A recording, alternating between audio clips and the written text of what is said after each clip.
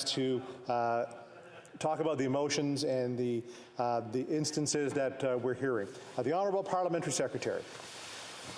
Thank you very much, Mr. Speaker. It's an honour to participate in tonight's very important debate about a very pressing issue and about a very important event that's occurring right outside this chamber and has been occurring for the last 8 days or so. I wanted to thank the member for Burnaby South for actually bringing and initiating this emergency debate. Mr. Speaker, let me just start by saying, as somebody who came to this chamber as a practicing lawyer who worked in the area of constitutional law and human rights for 15 years prior to first getting elected, that the right of protest in any democracy is sacrosanct. That is fundamental in any democracy. It's protected under Section 2B of our Charter of Rights and Freedoms with due reason. And the issue about speech and protected speech is at its apex when you're talking about political speech. That is the highest form of speech that deserves the highest amount of protection. That's entrenched in Supreme Court jurisprudence. What is problematic, Mr. Speaker, however, is when speech, demonstrations, and protest veers into hatred. Now, I don't want to overstate the case. We know that there's been some instances of hatred. Perhaps not all of the protesters are engaging in this, but it does taint and flavor and characterize what we're seeing when we see it on a repeated basis. And what have we seen? We've seen swastikas and we've seen the Confederate flag. And what do those mean, Mr. Speaker? Well, a swastika is obviously a symbol of the Third Reich. It harkens back to Nazi Germany. It's a very vilifying and detestable manifestation of what that regime represented and what it did to Jewish people, all sorts of minorities, racialized persons, religious minorities, LGBTQ2 communities, people who are Roma, etc. The Confederate flag obviously represents the institution of slavery. And we heard very eloquently from the member of Hull Aylmer how that feels for a person of black skin, for a person who is racialized, how that feels for a person like me, brown-skinned Muslim man who takes his place in this house. Those are symbols we don't need here. And what does it mean, Mr. Speaker? It means that what we have devolved into, and we've heard about this repeatedly this evening, for the people of Ottawa, for even the people here who work in Ottawa, such as me, Mr. Speaker, it's starting to look a lot more like an occupation than a protest. When you destabilize people, when you disturb them intentionally, when you honk horns just to aggravate individuals, as the member who just spoke, the member from Kingston Islands indicated, the fight has been taken not to the government, but to the people and the residents of this city. And that's problematic, Mr. Speaker, because it starts to affect people's behavior.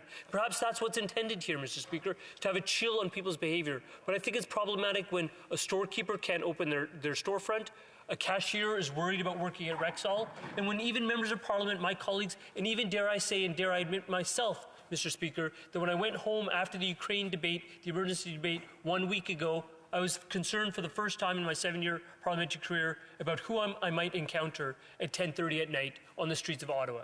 That's not a pleasant place to be in, Mr. Speaker, and I think that's what, unfortunately, this has been driven to. The next point I want to make, Mr. Speaker, is that it's always important to take issues with policy positions. That's what a democracy is all about. That's a good thing. What has been thankful is that at least with that protest outside, some people had the good sense to carve out a lane of traffic for emergency vehicles. That's also a good thing. But what I've still seen and what we've seen last summer, this past fall, now this winter, even just yesterday, Mr. Speaker, is that the people that drive those emergency vehicles are being targeted. They're being targeted with acts of hatred, acts of violence, acts of harassment. People shouldn't fear wearing their uniform, Mr. Speaker. We talk about the people who are in uniform who are keeping us safe, and they deserve to be credited. There are other people who are wearing uniforms called scrubs, Mr. Speaker. When people are cautioned about wearing their scrubs in public, the people who have been keeping us safe, the people who swear a Hippocratic oath to keep everyone safe, no matter how heinous their attitudes, no matter how vile their positions may be, people that keep everyone safe, both the people that are vaccinated and the people that are unvaccinated, those people deserve our respect, appreciation, and gratitude. And it is exactly the opposite that some people are foisting upon them right now. I'm not saying all people, but some people. That has to be stopped in its tracks. Mr. Speaker, I want to inject a third aspect into this discussion, which is about the notion of trucks being filled with gasoline, being parked 50 meters from a legislative building such as the House of Commons I'm speaking to you from. Mr. Speaker, we know, I know, Muslims know, Mr. Speaker, that trucks have been used as instruments of death and terror around the planet. And what I'm saying here, Mr. Speaker, is that we have to question things such as unconscious bias in terms of how we approach parked vehicles loaded with gasoline very proximate to a legislative building. Because I don't think it's vast speculation or venturing a guess here to say that if those were black protesters, indigenous protesters, if those were Muslim groups, if I could finish, thank you to the member from Sherwood Park, Fort Saskatchewan. If those were Muslim protesters calling for peace in the Middle East, I venture a guess that perhaps the reaction of law enforcement wouldn't be to let trucks idling, filled with gasoline, idle for 8 straight days outside of the Parliament buildings. So there's some food for thought to inject into this debate. But the last point I want to make, again, I guess I have to speak over the people opposite because they don't want to listen, is that I find there's an inherent illogic in a lot of these protests. Now, I've asked a couple times here already just to sort of hear people out. You all have the opportunity to ask questions. You all have the opportunity to get on the speaking list. I see some of you are all ready to go. So let's take the opportunity to listen and make comment and ask questions when we have that opportunity. The Honourable Parliamentary Secretary. Speaker. So the inherent illogic in terms of what's going on outside, and there's about 6 points I'm going to make, and I'll make them quickly. First of all, the amount of federal lockdowns that have been issued in this country in the last 2 years are exactly 0. They are provincial jurisdiction. First point. The second point is that if you're that concerned about trucking mandates, you might want to take notice of the fact that those mandates are applied across the continent. As the member from Kingston Downs rightfully pointed out, there is one that applies to get into the United States, and now there's one that applies to come back from the United States. The third point is that it seems puzzling to this lawyer's mind as to if your intense philosophical position is that lockdowns are problematic and should be eschewed, then why are you causing a lockdown in downtown Ottawa, and by virtue of your actions preventing the storekeepers in places like Spark Street, Wellington, and the Rideau Centre from opening? It is inherently illogical.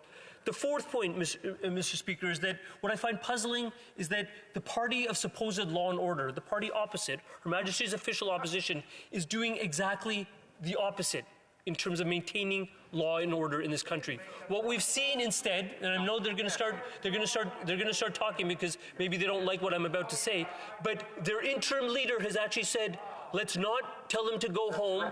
Let's instead make the Prime Minister wear this one. That's right. So instead of encouraging law and order and enforcement of the law, they're encouraging exactly the opposite.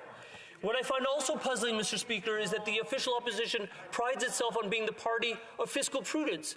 By the last tally that I heard, Mr. Speaker, this protest, quote unquote, is costing the good people of Ottawa, the City of Ottawa, and the Ottawa Police Service about $800,000 a day. In terms of fiscal prudence, that's not fiscal wisdom. I'm very impressed that a member, a physician, no less than a physician, is seeking to heckle me from across the way because he isn't happy with what I'm talking about. Order.